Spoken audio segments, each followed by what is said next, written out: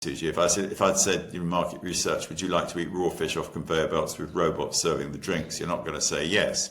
By the same token, when we open the hotels, I say, would you like to sleep in a 7 square metre room with no natural light? Because the windows in the early hotels looked out onto the corridor. Nobody's going to say yes. But when they walked into those hotels, people said, this is amazing.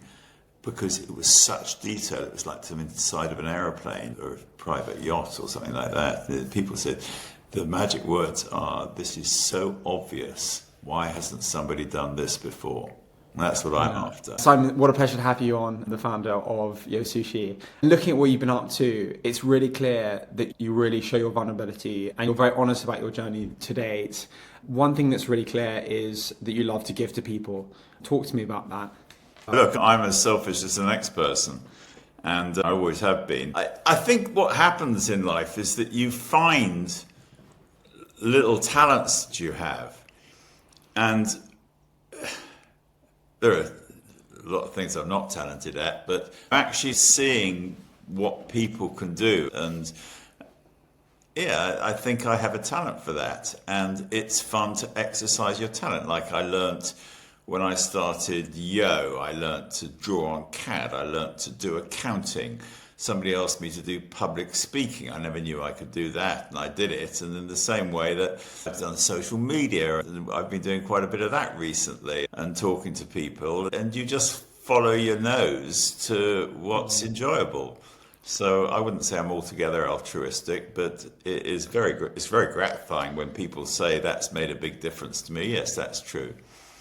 So it's interesting that because a lot of people talk about how important the first steps are to trying things and having that mentality. And are there some experiences you can look back on that make you feel like that gave you that mentality? Do you think it was the way you were brought up, or your experience in trying new things, or curiosity? What gives you this? It's the big question, isn't it? It's what's genetic and what's experience. I don't know what's genetic, but certainly my experience growing up, I think I had a fairly difficult childhood. I had a sort of controlling dad and a very emotional mum, and not a great deal was talked about in the family home. And I probably, actually, the word I've always used, I think I probably grew up with low self-esteem covered up with bravado.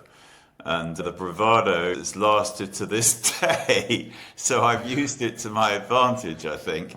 But I think, certainly with entrepreneurs, I think one of the things I've observed is that there needs to be a bit of grit in the oyster, something that needles you, or something you think you can do better, or a desire to prove yourself, or whatever it is for you.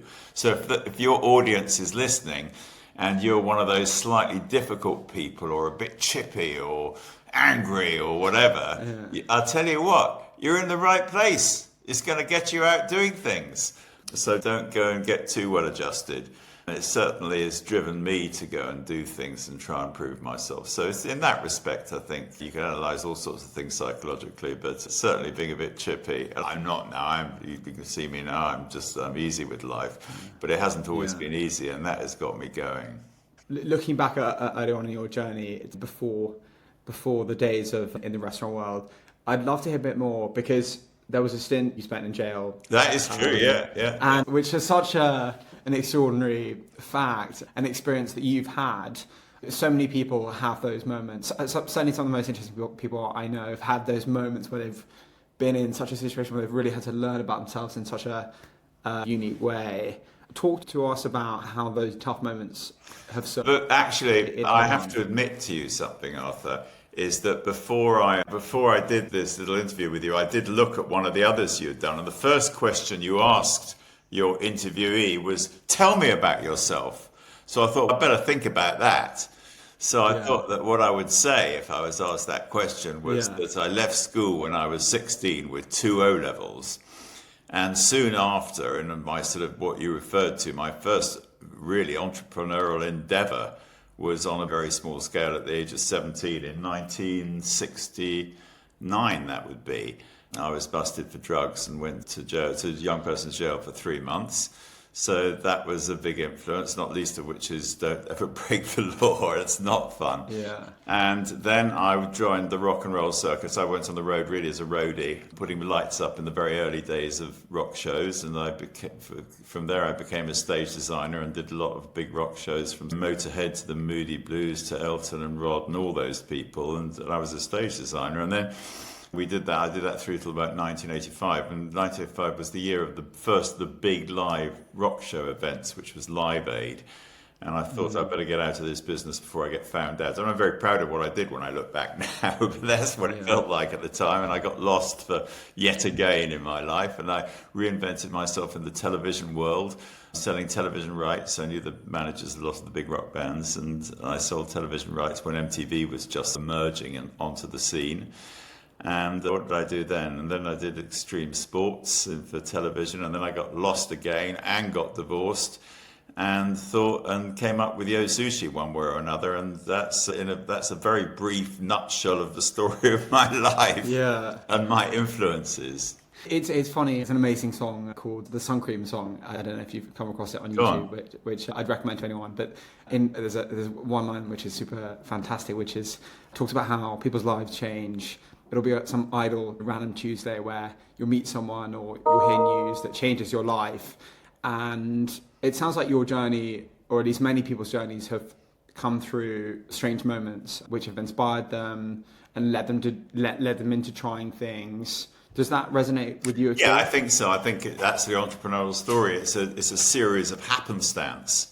I think if you go to university and you study accounting and you become an accountant, you can pretty well map out a world and how life will unfold for you. If you don't have that, and certainly I didn't, because I didn't have the qualifications and I was a rock and roller in many ways. Yeah, I had a business partner when I was in the stage design business called Jeremy Tom, and his previous company, he was a character, and his previous company was called Say Yes. And he did film production and all these sort of things. But basically his thing was, I'll just say yes to everything. And I remember picking that up, and I suppose I've carried that with me. And generally, whether it's coming to do a podcast with you or whatever it is, I try to say yes as much as possible without thinking about it too much very often. People think, I've got to be careful, I've got to have the right PR to check with things and things. And I found that, you talked about me being honest and vulnerable, I've found that by being like that, by being myself, I haven't set out to say I'm going to be a super honest person, but that's become my modus operandus. And it's never got me into trouble. I suppose if it got me into trouble, I would have stopped doing it. So it hasn't. So I find that certainly with journalists, in the old days of journalists, I was popular with journalists, is the truth, because I talked to them about how things were. Yeah. And actually also, I was always interested in what they were doing and what was interesting. And I gave them my personal number and said, call me anytime. And as a result, I got obviously attracted a lot of attention. But I think I got a lot of attention because, getting into another realm here, but I didn't talk about, in the restaurant world, for example, and I've been in many different businesses, but I didn't talk about how good the food was or how great the ambience was, because everybody's going to say that, but I talked about the world and life and everything according to me. And I was very aware that if you give people good copy, if you give people good and interesting stories, they're going to publicize you. That's their business. Why wouldn't they? Yeah, super interesting. It's certainly, I'm always inspired by people who are around me who are very good at doing things, getting things done, not thinking too much about it. And you're one of them, aren't you? Yes, certainly the podcast, it's about figuring them out, coming across all sorts of challenges that somehow you do figure it out. I'd love to hear some stories about, it could be any of your businesses, but where there might have been just really unsurprising things that have happened. Perhaps it's a bit of luck, meeting someone to make something happen. The complexity, in my primitive experience in business, even getting the most simple things done right, it's actually such a challenge, and how much the detail matters, and things are so much more complicated than meets the eye. Yeah, talk to me about what things that happened. We got an early one was I when I did the lighting for the rock shows, I used to look at those rock shows and think, wouldn't it be great if these could be big sort of spectacles like Busby Berkeley did? And of course, in those days, there was rock and roll and there was show business, and never the twain should meet. There's anathema. This is music, man. And actually, I started a lighting company with a guy called Ricky Farr, who was the guy who put on the first Isle of Wight festival. And I didn't know how to run a company or anything like that, but I went and bought the lights and we did the thing. And amazingly, and Ricky actually, because he had good connections, he had a sound company and he got the gig to do one of the early Rod Stewart tours. And so I was going to do the lighting for it, which was a very big break for me at that time. Rod was just emerging as a major star. And the manager called up one day and said, Rod wants a great big white stage. And I happened to have worked in theatres, and I'd driven the Richmond Theatre van, so I knew my way around where you got rostrums and drapes and things. And also as a kid, I'd grown up. I was really keen on sailing. My dad used to take us sailing, and I used to draw these boats to scale, so I could use a scale rule. So the long and short of it, I got these drawings done and got a rendering done, and drew this stage up and took it round to see Rod Stewart and Billy Gaff, who was his manager. And Rod said, yeah, if it can travel, that's exactly what I want. And I went and got the whole thing together. And within a few months, I was a stage designer. I remember going out to a dinner party and somebody said, what do you do? I said, I'm a stage designer. I immediately got into a new world. And that led to all sorts of things. I remember getting a call from Harvey Goldsmith to say that with another guy, Paul Staples, he wanted us to go down and visit Paul McCartney's house in the country, because Paul, it was his first tour after the Beatles. He didn't really know what he was doing. Touring-wise, of course, later on he got to be very good at what he was doing, the great live acts of the world. But in those days he didn't. He was just playing theatres, and we went down with this stage design to do it. And, you know, what an amazing thing, down to his house in Deepest, Kent, with horses grazing, and him recording his new album in a run-down old barn. And he walked in and he said, who's for a cup of tea? Everybody for a cup of tea? And he was very self-deprecating. And at the end, he glanced up at this model that we'd bought of what the stage would look like. And he said, what's with all the zigzag bit? And it's a real Liverpool accent. And my friend Paul said, that's art. And he said, I know what art is I went to Liverpool School of Art. Which, of course, my generation, we all knew it. So hearing it from his mouth, so stuff happens when you. I think where we started is what you were asking me is for those happenstances that make things happen.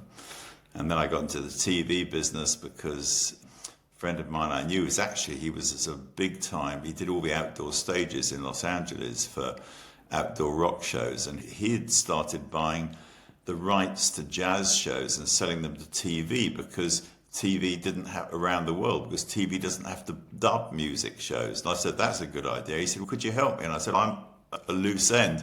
I might have even said, I'm at a loss as to what to do next. Yeah. So we went down to the Cannes, not the film festival, actually, the television festival. They have 3 a year. And we went down there, and suddenly we'd met all these people from international TV stations, and we had the rights to a Billy Joel show, actually, Billy Joel in Russia and Elton John with a Philharmonic Orchestra in Sydney. And we sold the rights to people, and suddenly I was into a new business. But you have to say yes. You have to put your hand up and say yes. And be out of your depth and feeling a bit uncomfortable. So if you're feeling a bit uncomfortable, if any of your viewers are feeling a bit uncomfortable doing something new, that is a good place to do. That's it's one of my things, but that's what I think people do, is once you get out of your comfort zone, we're trained inherently to, as soon as something feels uncomfortable, to quickly jump back into where it feels comfortable again. But actually, what successful people do, whether it's a politician or whatever it is, like the pebble dropped into the water, the ripples go out and your comfort zone gets bigger. So being uncomfortable is a very good place to be sometimes, reasonable period of time. And so uncertainty can be pretty hardcore. How do you get through the moments where you're like, oh gosh, Christ? You've made reference to fear being on one end and then excitement being on the other. How do you tame that dragon of the fear? It's a pretty fundamental question, isn't it? Because how do you deal with stress? How do you deal with stress? And I think everybody's got their own way, and yet exercise certainly helps. I'm into rock climbing and sailing and all sorts of extreme sports, so I'd go to workouts. That's one way. But I think you work out. I sometimes say that on one shoulder I'm highly serious about everything, it's got to be great, and on the other side I really don't give a damn, because me and my ambitions are not important in the world. And how do you deal with that sort of stress? And I think this is a bit deep, this is a bit deep. But one of the ones that I've got, I think you have these little things that you you talk to yourself. You can educate yourself. You can educate that brain, that little voice at the back of your head that's going on and commentating on your life and saying it won't work and everything. You can educate that. And I can't remember what I was saying. How do I educate myself? I remember. Well, yeah, Ask me another question, and then I'll go back to it. Yeah, what you're here is as well is the gut. It's what's so clear about people's, whatever people build is so many people involved in building that. And in building what do you any project, any business? Yeah. So many people end up being involved in making it happen. I remembered what I was going to say about the stressful thing. Is that when at the time of your conception, your parents I'm thinking about, you were the lucky one. And do you know how many others were trying to get a chance at life at that moment? It's 30 million. And you were the lucky one that got a chance at life. And sometimes I think that to myself. And I think I got a chance to live this life, just simply to be alive for a period of time. And I found that very helpful for trying to live in the present. And the other thing is about stress is that the things that you were worried about last week or last month or last year, you can't even remember what they were. They come and they go and they pass. So that was it. Anyway, we can move on to your next question now because it's interesting. It's an interesting point. Recently I've come across a few people who talk about caring less. When they start to care less, things actually happen in a much more productive way for them. Are you quite good at? You struck me as a fun, social bloke. How much has having an ecosystem around you, let's call it friends or whatever you want to call it, has been part of you doing well and being happy? I don't know. I'm quite gregarious and I like people and all of that. But somebody who's known me for a long time said to me the other day, he said, actually, Simon, gregarious as you are, you were a lone shark, really, weren't you? And it really took me back because I think there is some truth in that. I didn't have partners for the most part. I always thought that was more complicated. I ploughed my own furrow. No, I think I prefer to do things on my own and to have an idea and to just go for it and then to change. And certainly in the beginning of an enterprise, and I've had a few different enterprises I've done, even since Yo, I've done a fashion business. We've got the hotels, which is a much bigger business now than Yo Sushi.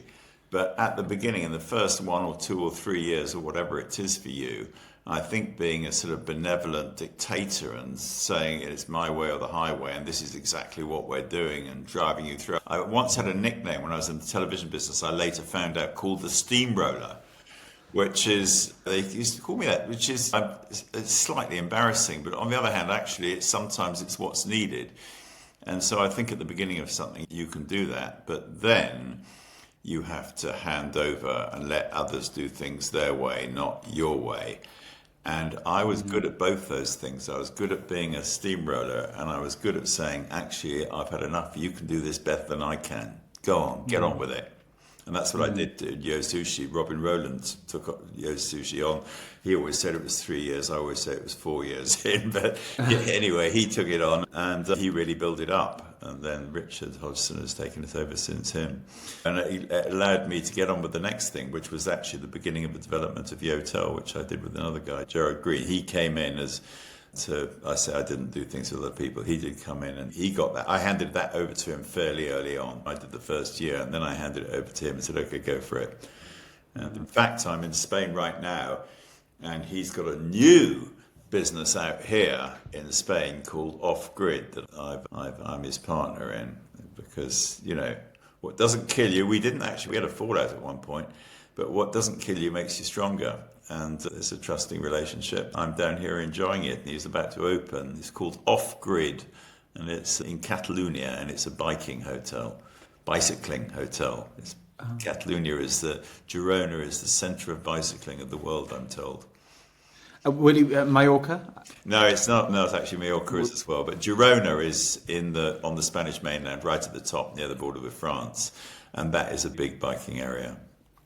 You're a biker? Yeah, I am actually. Yeah. I'm new to it. I'm off on my electric bike, so I'm only a part-timer. But it's pretty amazing. This place he's done is just absolutely amazing, off grid. And you go out to I call biking the new skiing. And you go out of our little gates of the sort of mass, the chateau-ish thing we've got here, and we're straight onto the piste. And we've got a 1,000-metre mountain right next door, which I have got to the top of, actually, which is pretty cool. In a time that you'd be willing to publicise? Sorry?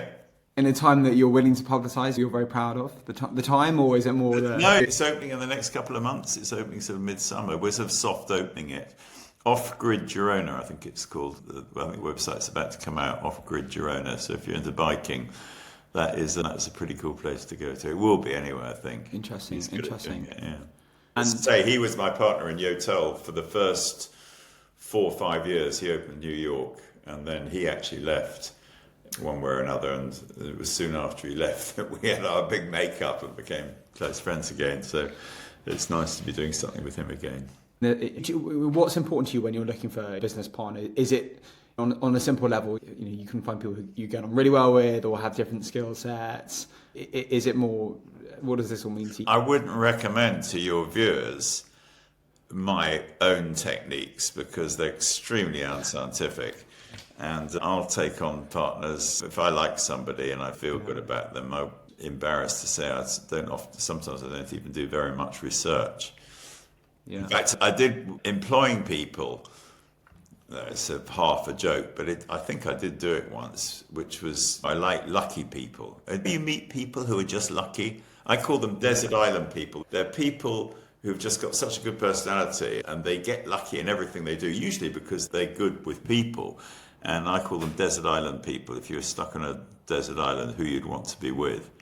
Anyway, I like lucky people, so I used to shuffle up all the CVs and then throw half of them in the wastebasket, and that way you're left with the lucky ones. In many ways, it's as scientific as... No, I take on people, and I certainly take on partners, and give them 3 months, 4 months, 6 months, but I'm willing to cut bait. I remember hearing, this sounds quite shocking, but I remember meeting a guy in Bali, actually, who was a big sort of zillionaire type, and very nice guy. And he said, we were talking about this. And he said, you know something, Simon? He said, the thing I've learnt in all my years is that time to fire somebody is usually the first time you think of it. And it's the same with partners. If you're having your doubts, generally people don't change. I'm not saying just fire them or do it just like that. Generally people don't change, and if something's not going to work. And I think that's the same. I've got this thing about, with my doctor, I've told him I'm a hypochondriac. I want to get to all this stuff about, wait till you've got a symptom and then do something about it. Actually, I think in the future we won't cure diseases and the enormous cost of that. We'll prevent them. So I think it's the same with business, is if you can reach deep into your pocket and imagine the future and imagine what's going to go wrong. And that is a bit like just facing up to what the glitches are. The earlier you face up to something, the more you can do something about it. There's always a solution. I think one of my little things is there's always a solution to everything if you can face up to it and do something about it. Yeah. I was talking to an entrepreneur who set up another restaurant chain, and he was talking about the importance of people knowing themselves. And if you know yourself, then you can understand where the opportunities are for you. Do you resonate with that at all? Knowing yourself. Yeah, it's a complicated thing. Yeah. Sometimes I think if everybody's world is as complex as the world that behind my face, what a very complicated world it must be out there. It's not surprising. Mine in its time, mine's pretty relaxed and calm these days, but in its time, mine's been a pretty dangerous neighborhood. So yes, of course I resonate with that. Yeah, sure. And know yourself, find some peace. Yeah, I think that's what I talk about really, because if you're talking about business, you can talk about where to raise money, you can talk about how to do a spreadsheet, you can talk about how to do this research or that research, but actually most of it is about getting yourself together, to what you're talking about, getting to know your strengths and weaknesses and all of that stuff. And mostly I can argue the opposite to pretty much anything that I say. So on the one hand, I could say spend figure out what you're good at and spend 90% of your time doing what you're good at and let other people do what they're good at. That makes sense. But by the same token, when you're starting something, do everything yourself. The last thing you need is a bunch of consultants and all the cost of that. And on the one hand, I could say, take advice and listen very carefully to what everybody says. But on the other hand, I could easily argue, ignore everything that everybody else says, because if it was a good idea, they'd be doing it themselves. So you've got to find your own modus operandus. Yeah, well, find out what works for you. Is that actually different things work for different people, sure. And it's easy to oversimplify. Yeah, they're all talking shops. It's fun to talk to you about this stuff. Yeah. And anybody watching and listening to me, they're not going to do what I said, and they shouldn't do. I recommend that you don't do what I say, but you can take little bits from people. And I think as you're listening to somebody like me or like you or whatever, you just take little bits to think, okay, I could use that. I'm going to steal that. Certainly public speaking, I think, and I've done a lot of that and TV and all of that, is that what you do is you get to the person's manner and style, and that rubs off onto you. And you might remember 2 or 3 things that they said, but mostly it's the aura, if you like, that you give out. So develop your own aura. Yeah. Interesting. People, there's so much, the word exponentially is changing so quickly at the minute. Exciting. Yeah. Live as long as I possibly can for the sole reason that I want to see it all, what's going to happen, because that exponential curve, man, it's such an exciting time to live. Yeah. I was lucky growing up in the 60s and the music and all of that, and it was much easier to get into things and get started. But now, what opportunities. And what do you do to stay involved in what's happening at the minute? I try not to get involved in too many things, but that's difficult for me because I like ideas and I like seeing them happen. But I've learned to say no. I have a pretty nice life now. I've got a home in Thailand, I've got a home here in Spain, come to the UK a bit. And I've got enough things that interest me, doing things like this, trying to help other people. I've written an autobiography which is out at the end of next year. I've been building up to that, getting back in the public eye a little bit, hence I'm sitting talking to you. And I've still got an interest in both Sushi and YOTEL. There's planning, and then there's my daughter and my wife-to-be getting married next month to Ty. There's enough going. I'll tell you what, for me, this stage of my life, it's a mountaineering thing. There's an arête on a mountain, which is a very sharp bit like this. And if you're walking along the arête, you could fall down on either side. And for me, in my imagination, on one side is stress and the other side is boredom. So trying to walk that tightrope between not taking on too much stress and not getting bored, that's the game for me, is trying to stay involved with everything. And one way of doing it is to talk to people like you and other people who are doing interesting things and help out. Occasionally I will get involved in something financially or advice-wise or whatever, but I love to hear what people are doing and to give some input, and people do say, sometimes people say that's really helpful. And looking back, you're clearly very creative. In what parts of building the businesses that you've built have you enjoyed? Robin Rowland, who ran Sushi for many years, is what I call an operator, and I'm an entrepreneur. So Robin would always be looking at the margins and the people stuff and analysis and market research and all of that. And I would only ever look at one thing, which is the top line. How do you get masses and masses of people to buy your product? Because all the rest for me, and I'm right actually, if you've got whatever you're doing, you want to be overwhelmed with the number of people who want your product and service. And you do that not by great marketing. You do that, this is a metaphor to some extent, but spending all the money that you can get hold of on doing something better and better and better. Because if you do something really better and really different and all of that stuff, it will always win. It will always shine through. You've got to hold a flag up above the parapet and wave it and say, look at us, we're here. Okay, you can call that marketing if you like. But just spending all the time. Sainsbury's say they like to, or Waitrose I think it is, they like to delight their customers. But in my 60s vernacular, I want to blow my customers' mind. The magic words for me are, I had this, the hotels they're a very good example. And at Sushi, if I'd said in market research, would you like to eat raw fish off conveyor belts with robots serving the drinks? You're not going to say yes.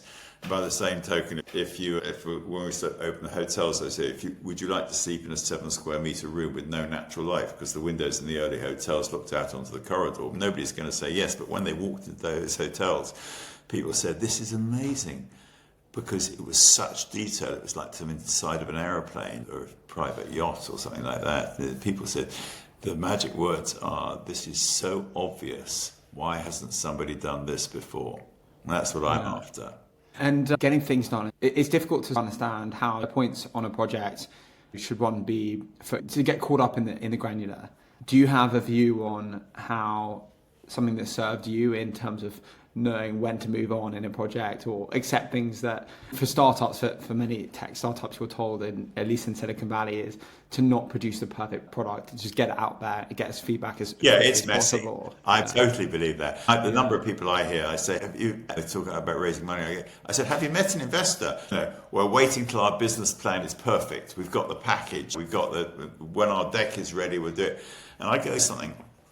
A deck or a business plan, for me anyway, is something that you leave afterwards for people to have a read of and be reminded of what you're talking about. And you can back up what you're talking about with some pictures and some images. But really, I think I had this on Dragon's Den, what you're investing in is the person, and you've got to be able to talk like I'm talking now, full of energy and passion and everything, and knowledge, and not be defensive. And when somebody says, what about this? It's a good point, I haven't solved that, or whatever it is, there's some honesty to it.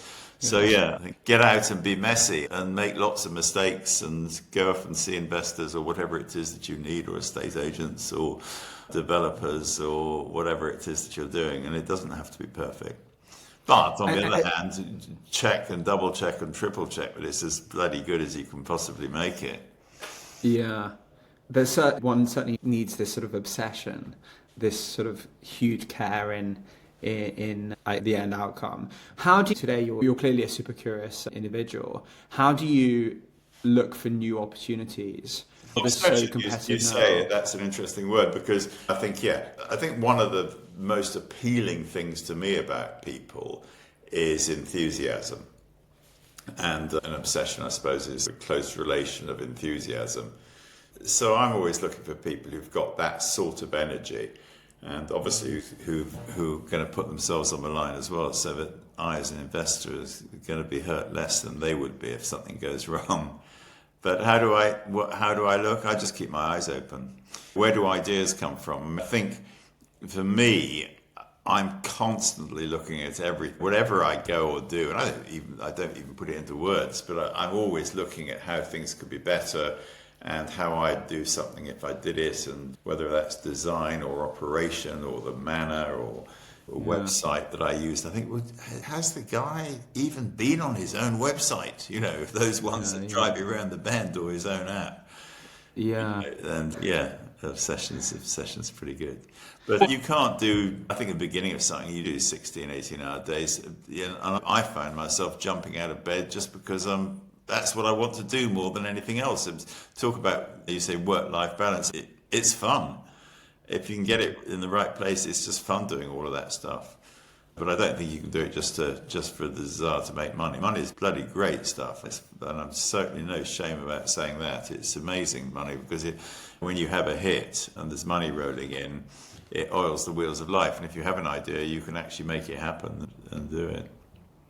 Are there any people talk about the UK and the UK's economic situation in very varying degrees? I'm a big believer in the optimists tend to win generally. Do you have any views on the UK and the? I mean, let's say, you've got a lot of experience in hospitality. Hospitality businesses have certain challenges now. If you think about bars, a lot of people don't drink anymore.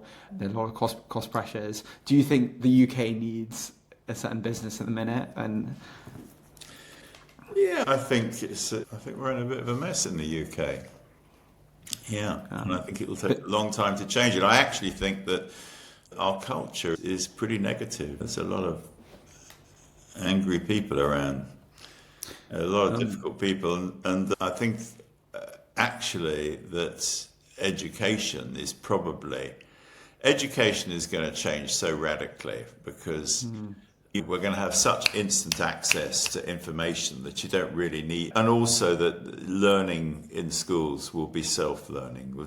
Kids will learn, teachers will no longer have to prepare lessons. The online learning will be so good, it'll be as creative as the very best mini-series. And if you can imagine that for every single lesson, you're going to be totally motivated as a kid if you can get it. So the thing that you've really got to do is to teach the whole person. And I think when what they're calling EQ now, emotional intelligence, i.e. solving the problems that kids have growing up and the things that stop them or make them rebellious or whatever, if you can make that every bit as important as reading, writing, and arithmetic, which are the ones that you have to basically learn, then in 10 or 20 years, we will start to turn out better and better adjusted people. And I think that the inequality of wealth in the world, especially as AI is going to decimate the middle classes, the working classes got hit. Probably the working class, if you're a plumber or electrician, you're probably in a very good place right now. But I think the middle class is going to get decimated. And I think to find a way to share out the wealth that all this innovation and AI and the rest of it creates so that you have a stable society is desirable for rich people as well as for the people who are suffering. And I think there's a great deal of suffering going on in the UK financially up against it. So I think that will happen.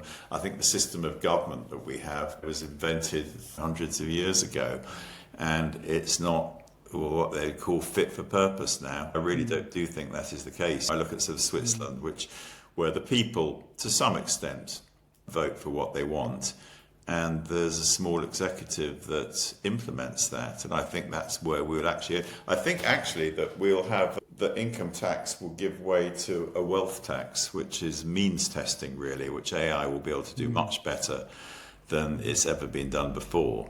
And that ultimately, I don't know how many tens of years it will be, that we will pay for services like health, like education, even roads.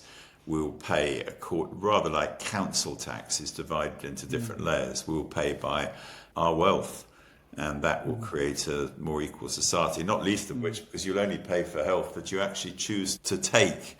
So those are some of my ideas. I think we will have a normal, and also the way Parliament works, the argumentative madness. People look back in 50 years and say, how could they run businesses where they just spent their time throwing missiles at each other? What you need is an executive to implement ideas. We've had them since Eve first met Adam, but take it from me, execution's the key. And that's what government should be doing. So I think that'll change. And do you know what I think will be the moment is when we have digital voting. Because digital voting must come at some point, wouldn't you say? Yeah, it's strange that even in another example is IDs to getting into bars or nightclubs. How is it that we still rely on a physical document?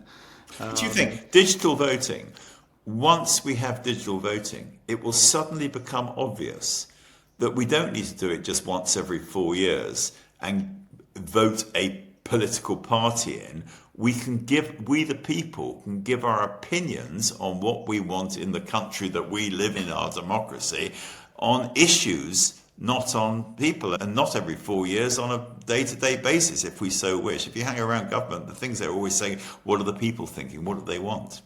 So I think all of that could happen.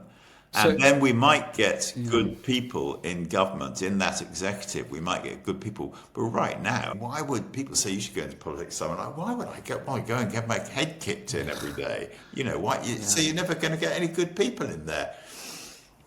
It's if you look at the way the world works, there are such. I remember I did a semester in Stanford, and everyone was very encouraged to work on projects that contribute to humanity. You talked about your business is only succeeding from creating value to people. I learned the other week that in Moscow you can pay with your face in a cafe, in a restaurant, pay by face.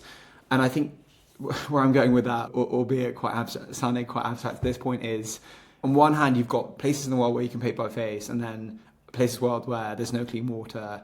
How do you see us getting better at overcoming such a sort of uneven world in that sense? Not necessarily just about quality of living, but just how we end up allocating resources and time so in such an inefficient manner according to where they should be.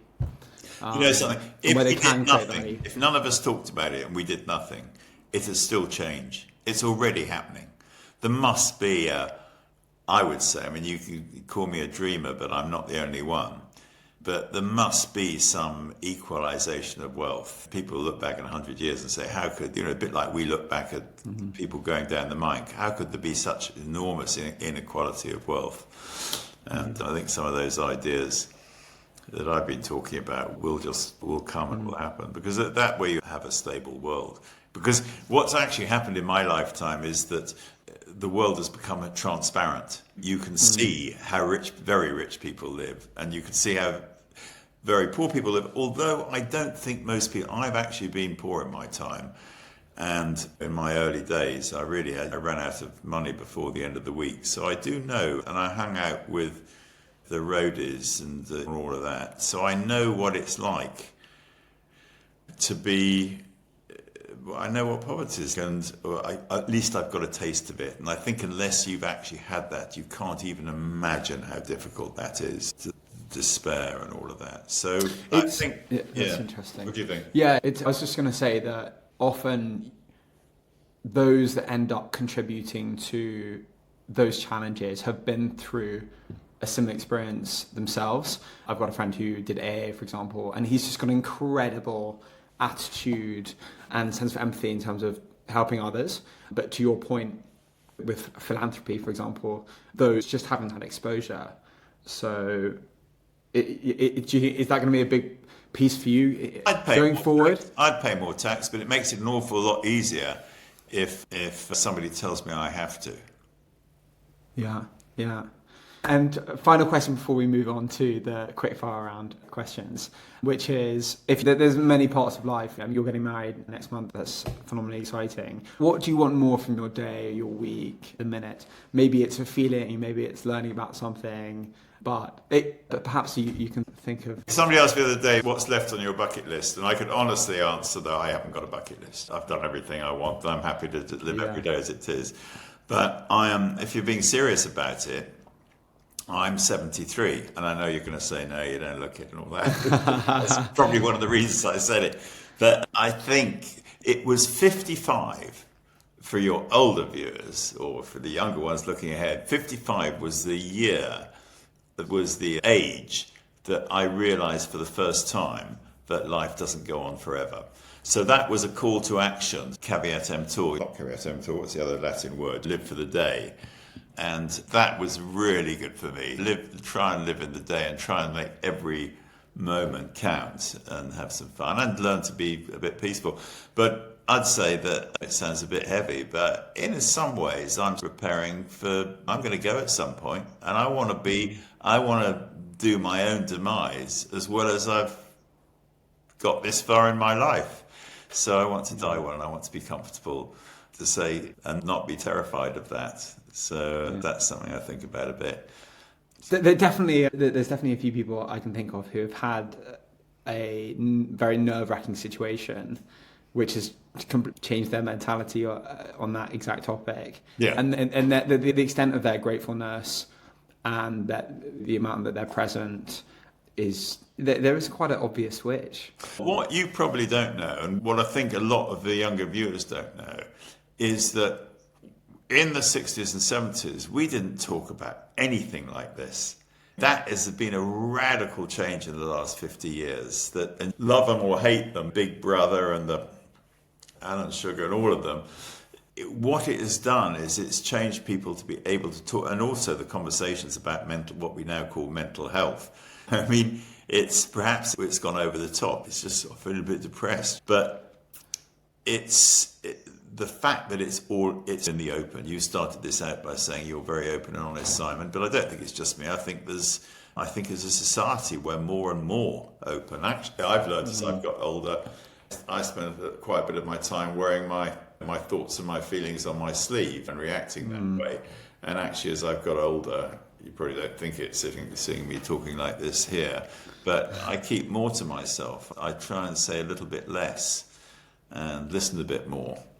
So maybe. Not easy to do. Yeah. Speaking of listening, you made the most amazing quote, which I'm going to repeat the two quotes that I've got here. So the first is, to be a great blues singer, you have to suffer the blues. Yeah. And then you go on to say, one of the great things of life is that it's difficult. And that when you realise that's just normal, you stop complaining and make the best of it and put one step in front of another.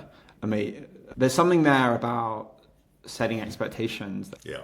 Hey, let's be realistic. Life is difficult, even for successful people. Sometimes you meet people who've just got a silver spoon and they seem to have swung through life. But I don't think that they have the depth of feeling that somebody like that blues singer that I was talking about, to have been through the ups and downs of life, gives you a much deeper, more compassionate, more understanding of life. I think it'd be harder to die, actually, if you'd had a silver spoon in your mouth all the time.